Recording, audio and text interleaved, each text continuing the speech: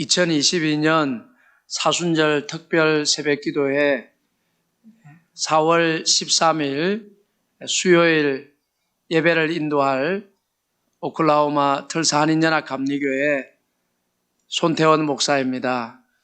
우리 하나님 말씀 마가복음 12장 13절에서 27절까지 말씀 찾으시고 저와 여러분이 한 절씩 교독하시겠습니다. 마가복음 12장 13절에서 27절, 제가 13절을 읽습니다.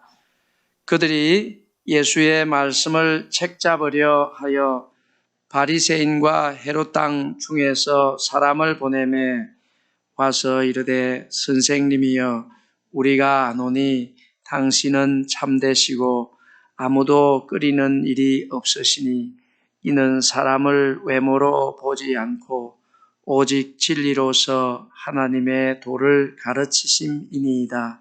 가이사에게 세금을 바치는 것이 옳으니까 옳지 아니하니까 우리가 바치리까 말리까 한데 예수께서 그 외식함을 아시고 이르시되 어찌하여 나를 시험하느냐 데나리온 하나를 가져다가 내게 보이라 하시니 가져왔거늘 예수께서 이르시되 이 형상과 이 글이 누구의 것이냐 이르되 가이사의 것이니이다. 이에 예수께서 이르시되 가이사의 것은 가이사에게 하나님의 것은 하나님께 바치라 하시니 그들이 예수께 대답하여 매우 놀랍게 여기더라. 부활이 없다 하는 사두개인들이 예수께 와서 물어 이르되 선생님이여 모세가 우리에게 써 주기를 어떤 사람의 형이 자식이 없이 아내를 두고 죽으면 그 동생이 그 아내를 취하여 형을 위하여 상속자를 세울지니라 하였나이다.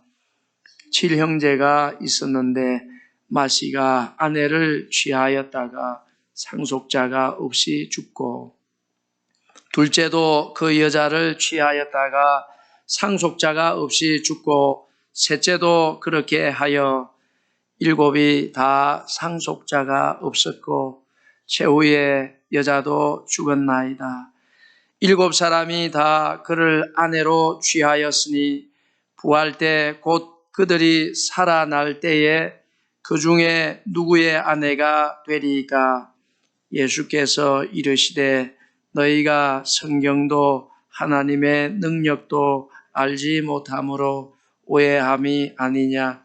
사람이 죽은 자 가운데서 살아날 때에는 장가도 아니 가고 시집도 아니 가고 하늘에 있는 천사들과 같으니라.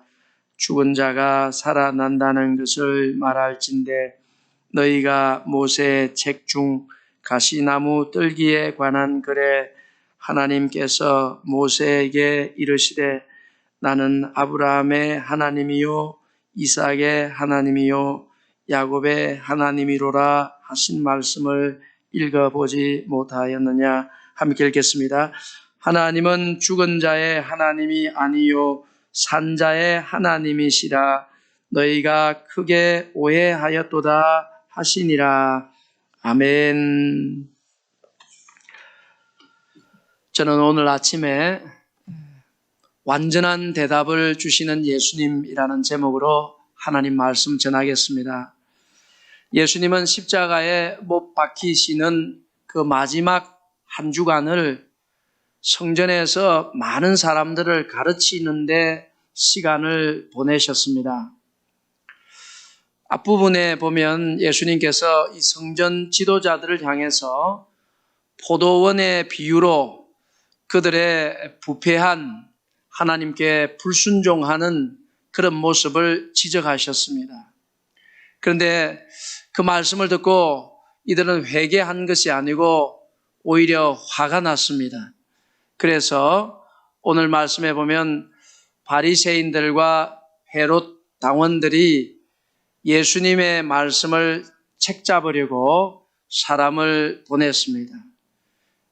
오늘 13절에 보면 그들이 예수의 말씀을 책잡으려 하여 바리새인과 헤롯 땅 중에서 사람을 보내매 그랬습니다. 책잡으려 한다 하는 것은 사냥 용어라고 합니다. 헬라어로는 아그리오라고 한다는데 사냥 아주 덫에다가 탁 잡아가지고 잔인하게 포획하려는 그런 용어라고 하는데 영어 성경은 그렇게 번역했습니다. To trap him. 그랬습니다. 예수님의 말씀을 탁 잡아가지고 사람들 앞에서 수치를 주고 웃음거리가 되게 하려고 예수님에게 왔다는 것이죠. 자, 그래서 예수님께 굉장히 곤란한 질문을 지금 던지는 것입니다. 로마에게 우리가 세금을 내야 합니까? 말아야 합니까? 물었습니다. 내라고 하면 반역자가 되는 것이고 이스라엘 백성들에게, 그리고 내지 말라고 하면 로마의 반역자가 되기 때문에 참 곤란한 질문인 것입니다. 그러나 주님께서는 명쾌하게 대답을 해 주십니다. 예수님의 대답을 보면 15절에 우리가 바치리까 말리까 한데 예수께서 그 외식함을 아시고 그랬습니다. 자, 예수님은 그들의 외식함을 아셨다 그랬습니다. 히포크리신, 바로 이 말은 배우가 연기하는 것을 말하는 것입니다. 이중성이죠. 배우가 연기하는 것하고 실제로 사는 것은 차이가 나는 것입니다. 그래서 예수님께서 그들의 이중성을 아셨다는 것입니다. 그래서 예수님께서 데나리온 하나를 가져오라 이렇게 말씀하셨습니다. 자, 이 데나리온은 로마의 화폐죠. 유대인들은 데나리온과 같이 로마의 화폐도 쓰면서 세겔이라는 유대 화폐도 동시에 쓰고 있었죠. 자, 그 중에서도 예수님께서 데나리온 하나를 내게 보이라 하셨는데 그 데나리온에는 황제의 얼굴 형상과 로마 말이 적혀 있습니다. 그래서 예수님께서 데나리온 하나를 보이라고 하니까 이 사람들도 데나리온 하나를 꺼내서 예수님께 보여주었습니다. 그러니까 여러분 이게 뭐냐면 예수님을 책잡으려고 하는 이 사람들조차도 바리새인들과 헤롯 당원들조차도 로마 돈을 좋아하고 로마 돈을 쓰고 있고 로마 돈을 즐기고 있다는 것입니다. 자기들도 다 즐기고 있고 로마 돈을 모으고 있고 로마 돈을 저축하고 있으면서 예수님에게는 이런 곤란한 질문을 한다는 것은 이중적이라는 것이죠. 그래서 예수님께서 이렇게 가이사의 것은 가이사에게, 하나님의 것은 하나님께 드리라 이렇게 할 때에 예수님을 부끄럽게 하려고 했던 그들의 마음이 완전히 들켜버린 것입니다. 그래서 이들의 반응을 보면 17절에는 예수께 대하여 매우 놀랍게 여기더라 그랬는데 우리말 성경의 번역에 보면 그들은 예수께 몹시 감탄했습니다 이렇게 했습니다. 그러니까 예수님께서는 그들을 부끄럽게 하고 아주 면박을 주는 데로 이끈 것이 아니라 그들 자신을 되돌아보게 함으로써 예수님에 대해서 감동하게 대답을 해 주신 것입니다. 그러니까 예수님의 대답이 완전한 대답이었던 것입니다. 그리고 두 번째 부류는 부활이 없다고 하는 사두개인들이 와서 예수님의 말씀을 책잡으려고 했습니다.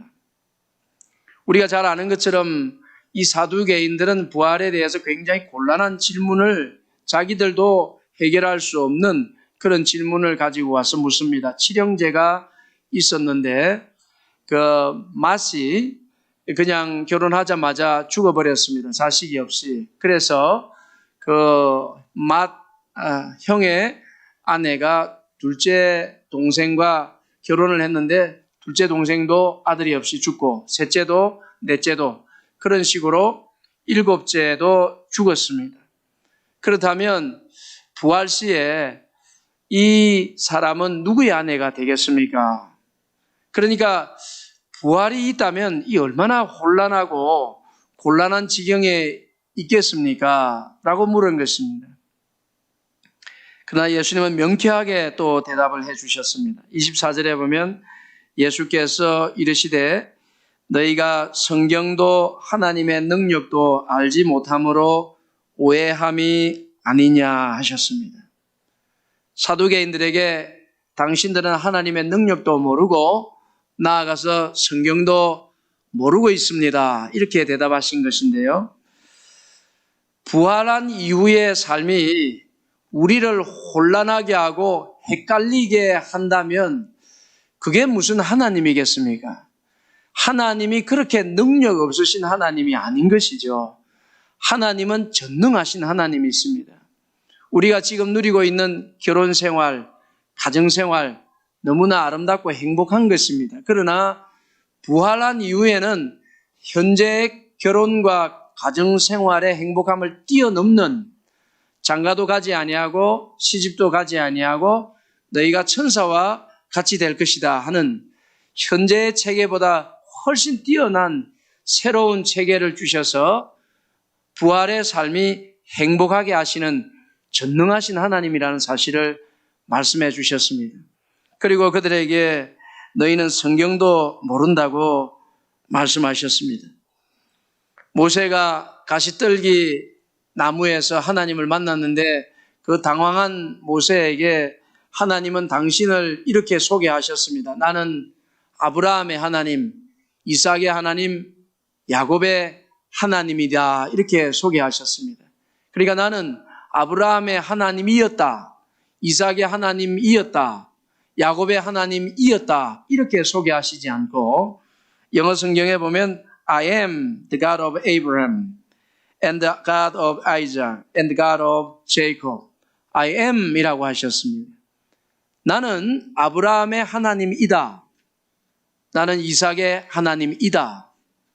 나는 야곱의 하나님이다. 이렇게 당신을 소개하신 것이죠. 그러니까 모세가 들을 때에 아브라함이 죽었지만은 여전히 지금 살아있다는 것이고 이삭도 살아있다는 것이고 야곱도 살아있다는 것입니다. 하나님께서 당신을 소개하실 때 죽은 자의 하나님이 아니라 산 자의 하나님이라고 하신 것입니다. 이미 아브라함과 이삭과 야곱은 오래전에 죽었지만 하나님 편에 지금 살아있는 것입니다. 그래서 예수님께서 사두개인들에게 너희는 성경도 모른다고 지적을 하신 것입니다. 이 말씀을 들었을 때 사두개인들은 예수님을 책잡으러 왔지만은 그 말씀을 들었을 때 표정이야 어떻게 되었든지 간에 자기 마음속으로 예수님이 참 옳구나. 이 사람이 말하는 게 다 옳구나 라고 인정할 수밖에 없었던 것입니다. 이 역시도 예수님은 사두개인들을 면박을 주고 부끄럽게만 만드는 것으로 끝나는 것이 아니라 그 사람들을 깨닫게 하시고 예수님이 과연 하나님의 아들이신 것을 자기 개인적으로는 인정하도록 감화시키는 대답을 주신 것입니다.